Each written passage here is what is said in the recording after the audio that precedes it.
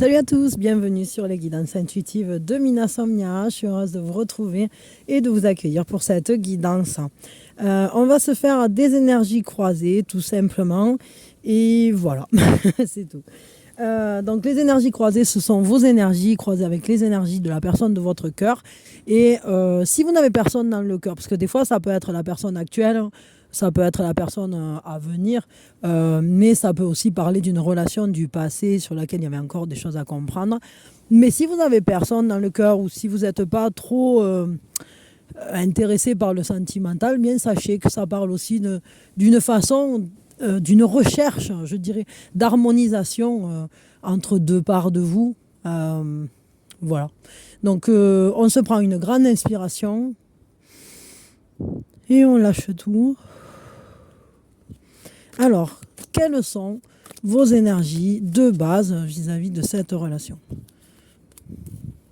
Quelles sont les énergies de l'autre de base vis-à-vis de cette relation? Quelles sont les énergies qui sont en mouvement chez vous là, à l'heure actuelle, vis-à-vis de cette relation? Quelles sont les énergies qui sont en mouvement chez l'autre vis-à-vis de cette relation? Et puis, quelles sont les énergies du nous? Voilà. Alors, je le fais avec les feuilles de thé. Enfin, c'est un jeu qui s'appelle comme ça. C'est pas des vrais. Voilà, et puis, je vous remercie déjà d'être là. Ça, c'est super important pour moi. Sachez que il y a des personnes qui sont pas très honnêtes et qui font des faux comptes. C'est pour ça que je suis obligée de mettre la banderole là, sur le truc. C'est pour ça que sur le côté, alors par ici à peu près, je mets la liste de mes comptes pour que vous sachiez. Et soyez bien vigilants, parce que, par exemple, sur TikTok, ma chaîne, c'est mina.somnia. Et j'ai vu qu'ils ont fait une fausse chaîne qui s'appelle Mina Somnia, sans le point. Il y en a une autre qui s'appelle Mina Somnia 45. Alors celle-là, c'est le pompon. Celle-là, elle a tout volé, mes photos, mes vidéos. Bon voilà, mais faites très attention, parce que ces personnes, elles font semblant qu'elles vont vous donner une guidance ou qu'elles vont vous recevoir gratuitement. Mais en vrai, leur but, c'est pas de vous faire une guidance. Leur but, c'est de piquer les informations dans votre ordinateur, de rentrer et de voler tout ce qu'elles pourront sur votre identité ou sur votre RIB ou je ne sais quoi encore. Donc faites très attention. Parce que parfois, la couleur n'est pas annoncée d'entrée, quoi. Vous voyez ce que je veux dire? C'est pas, elles ne souhaitent pas forcément vous vendre juste une guidance en vous arnaquant, en faisant semblant qu'elles sont moi. Leur but, c'est quelque chose d'un peu plus compliqué et beaucoup plus dangereux en réalité. Okay, donc vous faites très attention. Aujourd'hui, je sais que c'est des brouteurs, donc voilà, c'est sûrement en Afrique ou je ne sais où de ce genre.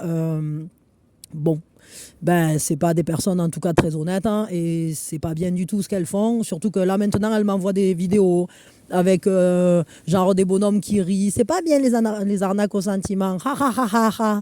Ben c'est bien, bravo. J'espère que la lumière entrera un jour dans leur cœur et qu'elles auront une prise de conscience parce que de toute façon, ben, Dieu les regarde et j'espère que qu'il les aidera. À prendre conscience que c'est pas bien, voilà, c'est tout. Ils font du mal aux gens, mais en réalité, ils se font du mal à eux aussi. Parce que lorsqu'on trahit ou on ment, on vole des personnes, c'est aussi à nous-mêmes qu'on le fait. C'est aussi une atteinte à Dieu direct, parce que, évidemment, on est tous part de lui. Et donc, bon, je ne crois pas que ce soit pertinent. Évidemment, Dieu est miséricorde et pardon, mais il n'empêche que. Il essaye, comme tout bon parent, d'amener ses enfants, que nous sommes, vers quelque chose de positif et pas vers du caca, quoi. Parce qu'en réalité, ça, c'est de l'autre côté, quoi. Donc, bon, voilà, bref, on va arrêter de parler de ça. En tout cas, faites attention. Voilà. Allez, c'est parti. Donc, quelles sont vos énergies à vous de base vis-à-vis de cette relation?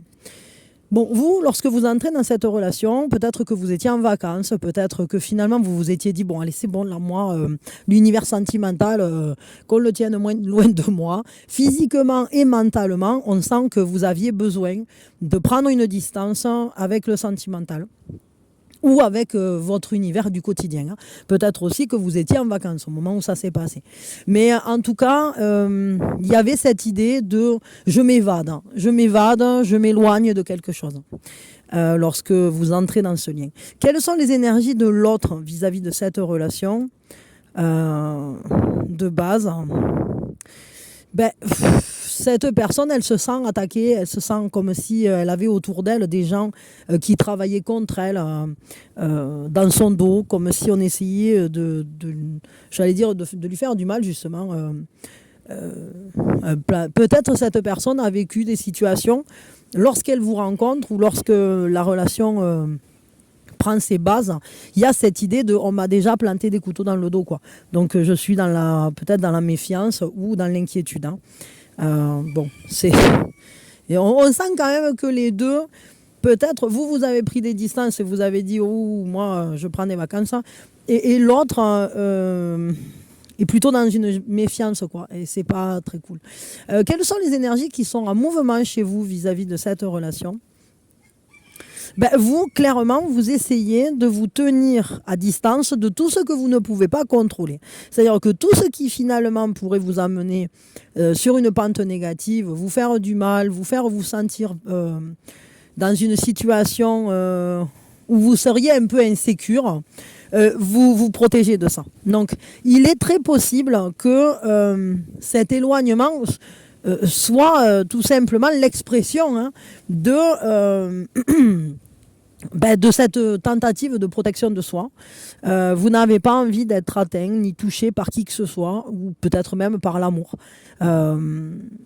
J'ai l'impression que vous vous sentez quand même un peu pris dans alors pour certains, peut-être pris au piège dans une situation que vous ne maîtrisez pas ou sur laquelle vous vous sentez impuissant.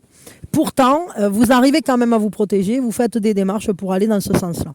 Donc, on voit que vis-à-vis de cette personne ou de cette relation, vous essayez d'avancer un peu en vous sécurisant. Ici, quelles sont les énergies qui sont en mouvement chez l'autre vis-à-vis de cette relation? Bon, cette personne, elle essaye de faire appel à son intuition. Elle est dans peut-être, elle est en recherche de ses ressources intérieures et en communion avec son propre ressenti. C'est quelqu'un qui essaye d'y voir clair et qui ne veut pas aller à l'encontre de ce qui lui semble, je dirais, perçu par peut-être son expérience, peut-être son sixième sens. Cette personne, elle ressent des choses. Et elle va dans le sens de son intuition. Donc elle se fait confiance malgré tout. Ici aussi, il y a quand même cette idée de j'essaye de suivre mon instinct, quoi. Votre instinct, j'ai l'impression qu'il vous amène à vous protéger. Ici, cette personne, elle essaye de suivre son instinct. Mais je ne sais pas exactement ce que ça amène. Mais je pense qu'il y a aussi cette idée de se protéger parce qu'ici, on avait cette personne qui essayait de faire du mal dans le dos, quoi. Donc je crois que vous êtes deux personnes quand même qui avaient été pas mal blessées ou touchées par l'amour d'une façon difficile. Quelles sont les énergies du nous, justement? Bon, c'est une relation qui va vers un succès, qui va vers une réussite. C'est une relation qui va permettre un accomplissement, qui va permettre de dépasser des obstacles aussi, parce que c'est la route sur la montagne. C'est-à-dire que la montagne est là, c'est un obstacle. Et pourtant, il y a une route. Vous arrivez à tracer votre chemin, je dirais en prenant de la hauteur. Et cette relation est une voie qui amène chacun vers un accomplissement ou vers quelque chose de positif en tout cas. Donc c'est un lien qui est plutôt, je dirais en tout cas qu'on arrive à rendre positif, quoi qu'il arrive. On va regarder maintenant. Hop. Qu'est-ce qui vient attendez. Qu'est-ce qui vient pour ce nous? Pardon, j'avais perdu un cheveu. Qu'est-ce qui vient pour ce nous? Hop. Bon, on nous parle du mois de janvier. Alors peut-être qu'il s'est passé quelque chose au mois de janvier ou il se passera quelque chose au mois de janvier qui sera important. Ouais, alors peut-être qu'au mois de janvier, il y a des choses qui n'ont pas été très fonctionnelles, hein. Il y a des plans que vous aviez faits, des projections qui n'ont pas marché ou qui ne donnent pas les fruits escomptés. Comme s'il y avait des nœuds, on n'a pas réussi encore à les défaire, hein. Bon, je ne sais pas pourquoi le mois de janvier, à moins que ça soit une personne, qu'un de vous deux soit concerné par le mois de janvier, parce que c'est son mois de naissance aussi, c'est possible. Je vais le mettre au-dessus parce que ça n'a pas forcément... ça parlera peut-être pas à tout le monde le mois de janvier. Bon, en tout cas, ce qui est sûr, c'est que il y a cette notion de quelque chose qui, même si c'est un nous qui va vers un succès, qui va vers une réussite, ça veut pas dire que tout marche.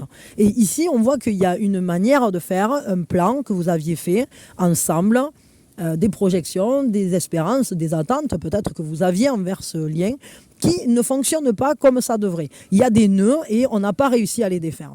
Ou on ne réussit pas de suite à les défaire. Pourtant, ce succès, il est toujours en route. Il est toujours en route, pourquoi? Eh bien parce que si vous arrivez à changer justement les plans que vous aviez faits, que vous arrivez à y travailler beaucoup plus sérieusement, et je dirais que ça va demander un travail sur soi, un travail intérieur, un travail personnel à chaque fois, eh bien le succès, voyez, ce succès-là, il est annoncé et il est assuré. Il est assuré parce que vous vous donnez les moyens, tout simplement, hein. Les moyens de lutter ici contre finalement quelque chose que l'on avait organisé pas de la bonne façon en réalité. Vous voyez, les problèmes seront résolus. Bon, il y aura peut-être il y en aura peut-être d'autres, des choses compliquées. Et des choses qui sont... qui font pas plaisir évidemment, hein. Il y a parfois des moments où on se sent... Mais vous voyez, c'est intéressant parce que on voit ici un plan qui n'aboutit pas, qui ne réussit pas. Mais pourtant, ici, avec un dur labeur, je dirais, avec ce véritable investissement, la persévérance, etc., on y arrive à poser un plan qui soit plus fonctionnel, qui soit fertile. Et puis, on nous dit qu'il y a des problèmes à résoudre et puis qu'on n'est pas satisfait. Il y a quelque chose qui ne nous plaît pas dans la vie telle qu'elle est de ce couple ou de cette relation. Et pourtant, on vous dit qu'en fait, il y a beaucoup, beaucoup d'inquiétudes, mais c'est pour rien. Parce que vous vous inquiétez beaucoup trop par rapport à la situation. Donc, je crois que c'est une relation qui subit les affres du mental, déjà et d'une, parce que je crois que vous êtes deux personnes qui cérébralement vous prenez beaucoup la tête. Je crois que vous êtes deux personnes aussi qui avaient pas mal morflé de l'amour et qui du coup aujourd'hui avaient très peur de vous investir. Donc il y a une méfiance, il y a au moindre en fait accro, au moindre moment où c'est qu'il y a un problème, où on bute sur un caillou, eh ben, on a l'impression que c'est une montagne. Et en réalité, c'est pas une montagne, c'est juste un caillou, quoi. Mais ça, il faut réussir à aller par-delà l'insatisfaction ou la peur de se trouver face à une montagne lorsqu'on bute sur quelque chose, quoi. C'est ça en fait, hein. Ok, donc ça c'est ce qui vient pour cette relation, donc des soucis mais qui vont trouver une résolution sans trop de difficultés en réalité, mais en y travaillant, hein.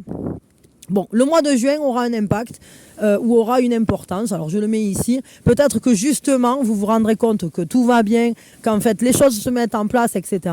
durant ce mois de juin. Ça, c'est très possible. Peut-être les problèmes sont apparus. Bon. Au mois de juin, il peut y avoir une vraie réunion. Ici, on nous parle carrément de mariage. Bon, moi, j'irai peut-être pas jusque-là, je vais temporiser, hein. Mais cette notion de mariage, c'est quoi? C'est une union, c'est le lien, c'est peut-être pour certains, vous irez vraiment au mariage. Mais j'ai l'impression, moi, qu'on vous dit qu'en fait, une fois que vous aurez compris que sur le chemin d'un couple, c'est jamais plat, en fait, et que c'est un travail de tous les jours, du quotidien, un travail sur soi, un travail dans l'interaction, dans la compréhension de l'autre, dans peut-être parfois aussi la compassion, le pardon, etc. Et bien évidemment, alors on peut faire vivre ce lien comme un véritable engagement et un engagement heureux en fait. Donc il y a quand même des très belles choses à venir pour cette relation, mais dans un premier temps, il va falloir trouver une autre planification que celle que vous aviez mis en place. La manière dont vous avez prévu la relation n'est pas la bonne. Il va falloir changer les choses. Parce que sinon, si vous restez buté dans un certain axe, alors ça ne fonctionnera pas. Donc, ne vous inquiétez pas trop, parce que évidemment, là, on voit que vous vous inquiétez beaucoup plus que ce que vous devriez. Mais il n'empêche que vous devez travailler sur ce lien de manière pérenne, de manière continue, de manière à laisser vivre les choses tout en vous appliquant et en faisant de votre mieux, tout simplement. Bon, c'est quand même très beau d'avoir cette carte-là du mariage. Ok. Quel est le conseil si à l'heure actuelle ça galère cette relation? Si vous galérez là en ce moment dans ce lien, quel est le conseil qu'on peut vous donner? Faites vivre ce lien dans la joie. C'est la joie, c'est la vie, c'est quelque chose en fait qui doit habiter vos cœurs. Regardez, félicitations, c'est la joie, c'est le bonheur. Là aussi, c'est quand même une carte de mariage. Peut-être qu'il faudrait enfin réussir à se dire à quel point on est heureux de pouvoir faire vivre ce lien. Alors, évidemment, c'est une joie qui doit, je dirais, accepter qu'il y ait des aspérités, que tout n'est pas lisse, que la voie de l'un vers l'autre, c'est une voie continue, parce que chacun évolue chaque jour, à chaque seconde, on est toujours en constant remaniement. Mais ce bonheur d'être ensemble, c'est ça en fait la clé. Une fois que vous aurez compris que c'est ensemble que vous allez traverser les épreuves, mais que vous passerez aussi les beaux moments, eh bien, ensemble, vous saurez que cet engagement est véritable et vous pourrez vivre la joie de traverser la vie comme en unité, comme un en fait. C'est ça. Hein. Quel est le conseil qu'on peut vous donner pour améliorer votre domaine sentimental de manière globale, de manière plus générale? Comment améliorer votre domaine sentimental? On vous dit qu'il va falloir apprendre à prendre soin de vous. Hein. Prends soin de toi. Tu as de la valeur. Alors honore cela et prends soin de toi physiquement et mentalement. C'est nécessaire à la réalisation de ta mission de vie. Je crois que dans ce lien, peut-être que les soucis prennent souvent le dessus et vous vous oubliez. Vous oubliez de prendre soin de vous accorder du temps pour vous détendre, vous reposer, pour vous faire plaisir aussi, pour simplement vous accorder de l'amour en fait. Et peut-être physiquement, mais aussi dans votre esprit. Vous devez comprendre que vous méritez de vous sentir choyé et de vous choyer aussi vous-même. Mais d'être choyé par l'autre. Parce que prendre soin de soi, c'est aussi choisir quelqu'un auprès de soi qui sait prendre soin de nous. Et évidemment que ça passe d'abord par nous. Mais c'est un échange. Et je crois que si vous voulez améliorer votre domaine sentimental, vous devez accepter que la manière dont vous vous liez à l'autre dépend aussi de la manière dont vous vous liez à vous-même. Voilà. Et dans quelle reliance d'amour vous êtes, évidemment. Parce qu'on est toujours relié à la fois à l'autre, à la fois à soi-même, mais aussi à quelque chose de plus grand. Parce que cette flamme qui est à l'intérieur de vous, cette lumière qui est à l'intérieur de vous, bien, elle ne demande qu'à vivre, qu'à s'exprimer, et qu'à être justement la manifestation de l'amour au sens le plus grand qui soit, qui s'exprime ensuite au travers du cœur des hommes. Voilà. Et des femmes, évidemment. Bon voilà, mais écoutez, je m'arrête là. Je vous fais de gros bisous, je vous envoie plein d'amour. Prenez soin de vous, prenez soin des gens que vous aimez. C'est vraiment important d'être toujours dans le lien et de ne pas se figer, se braquer, se coincer dans l'ego, parce que l'ego parfois croit qu'il est le soi et on se trompe là-dessus. Dans ces cas-là, tout se mélange et c'est pas très positif.